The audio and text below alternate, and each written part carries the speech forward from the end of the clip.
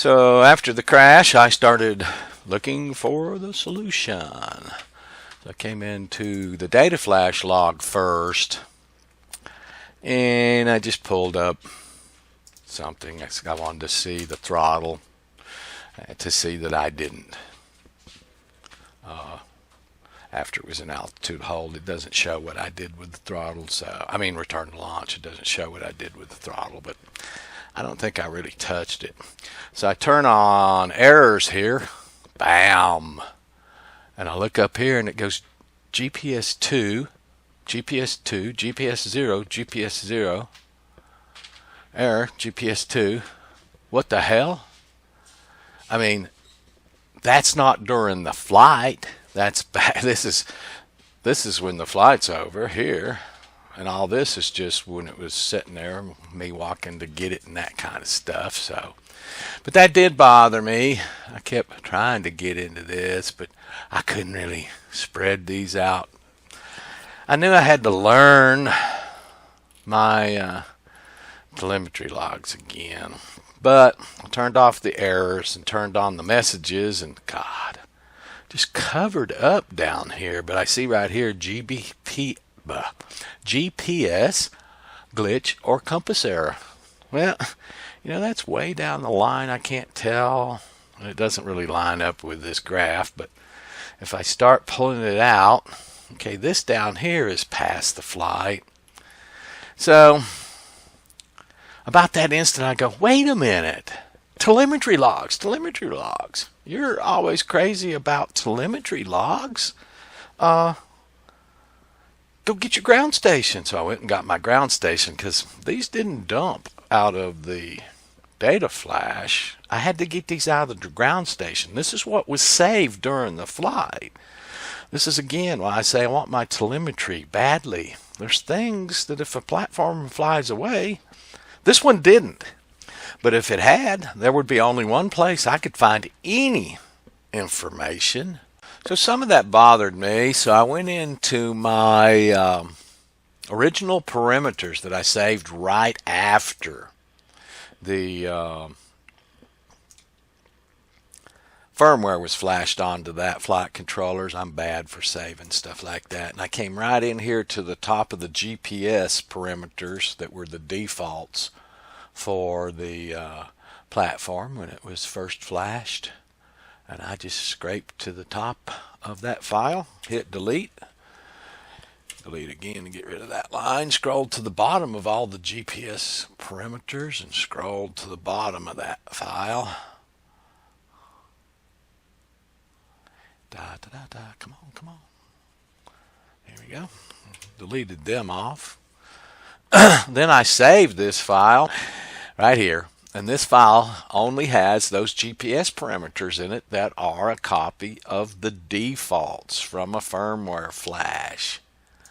So real quick, I came over to the platform with this file, armed with this file, and I connected to the platform.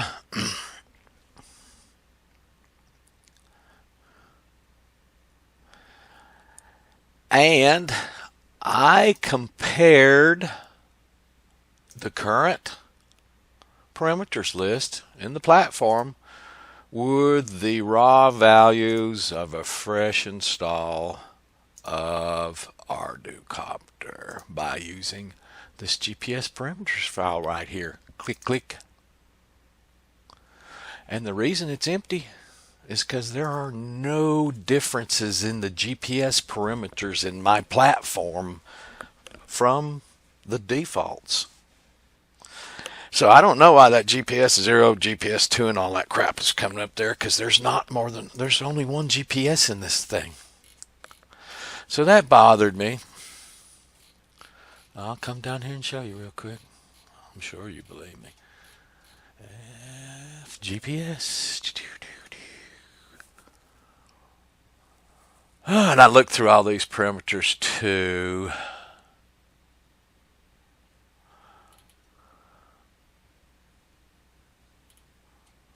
And right here's where you would set GPS 2, just for even the second one. You'd have to set this to a 1 from a 0.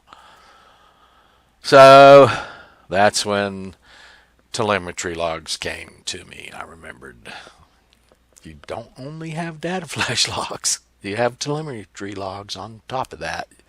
You can replay the entire flight in all sorts of ways.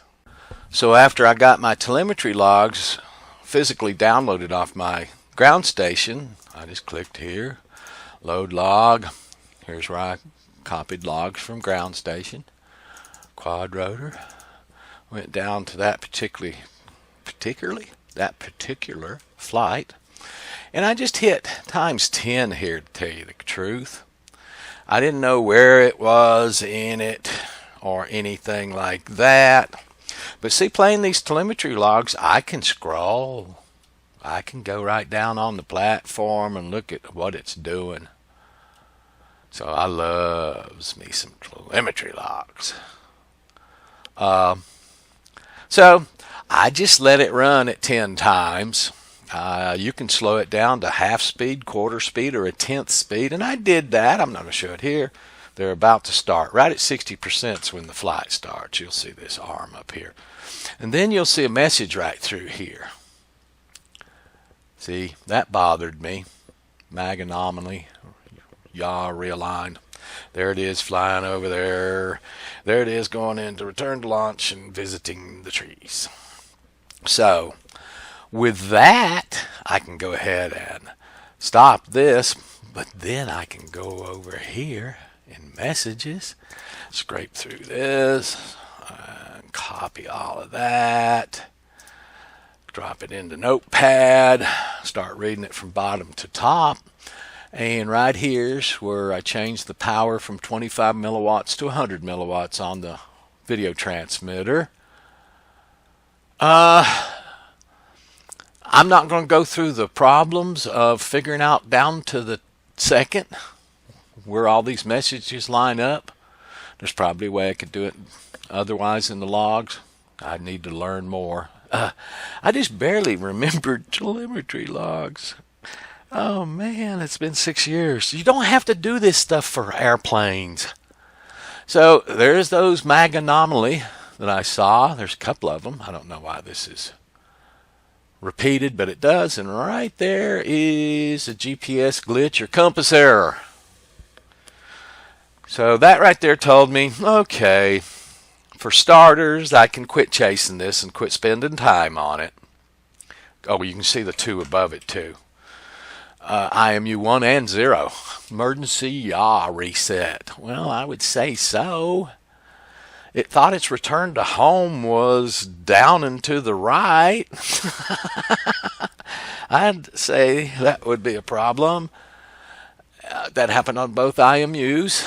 And now we have here where I take $1,000 quad and have it 36 feet in the air and just turn the motors off. Boy, that's a hard thing to do. But if it's going to, I saw it as it's going to break parts one way or another. I'd rather it not burn up motors for a simple fact that I don't want to stop them. So I stopped them. And then it only bent the antenna on the back. I was shocked, literally shocked. That's all it did. I think there's one of the props that's got a slight little ding in it. It's minuscule. So I decided, with all this other stuff up through here, for that basically all at the same time as that crash to the second. 439.19. That basically the compass problem caused the rest of these. And that's the way I approached it. So a short time later, right after that, 15 hours ago, I got this suggestion from my Bada Bits. I suggest running Compass Cal outside. Very good suggestion. So that kind of verified what I was thinking. So I ran a compass calibration. Yes, I did go to the front field this time, so I had an unobstructed view of the platform. I knew I could handle things there if they went awry again. Gun shy, was I?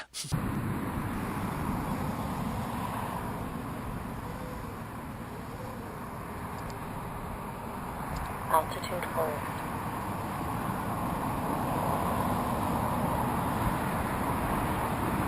I decided to test loiter. Loiter.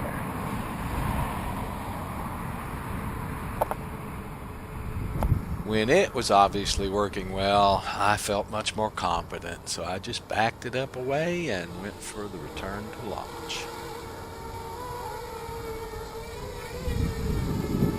Return to home.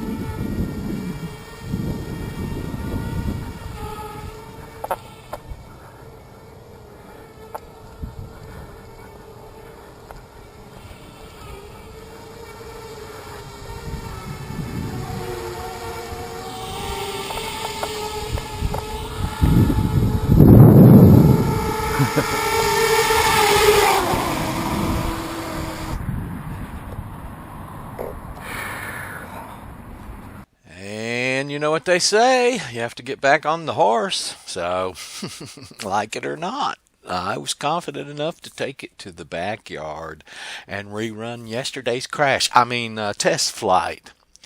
It's Friday afternoon. It's 5 o'clock right now. I've been at this all day. Sunday, they're predicting 4 to 10 inches. So I don't even know if I'm going to be able to fly tomorrow at all. Today was rather windy. I think you could hear it, but I wasn't worried about the wind of this little thing now. And when the return to home worked in the front yard, I was pretty confident back here.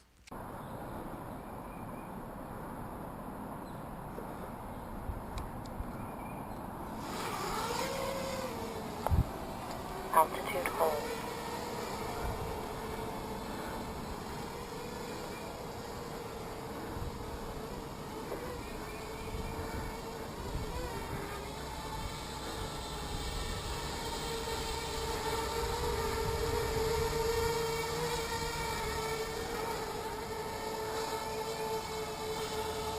Loiter.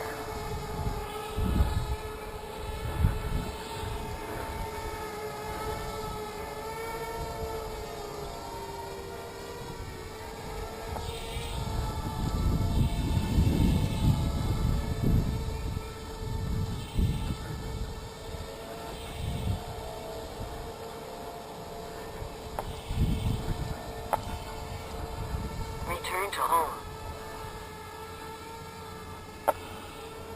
Well, it scared me a little bit here, but I held my nerve. I was hoping it was going the correct place. Probably should have gotten in line with it instead of off the side of it, because then I thought it was going to the right towards the trees. But again, I just let it do its thing.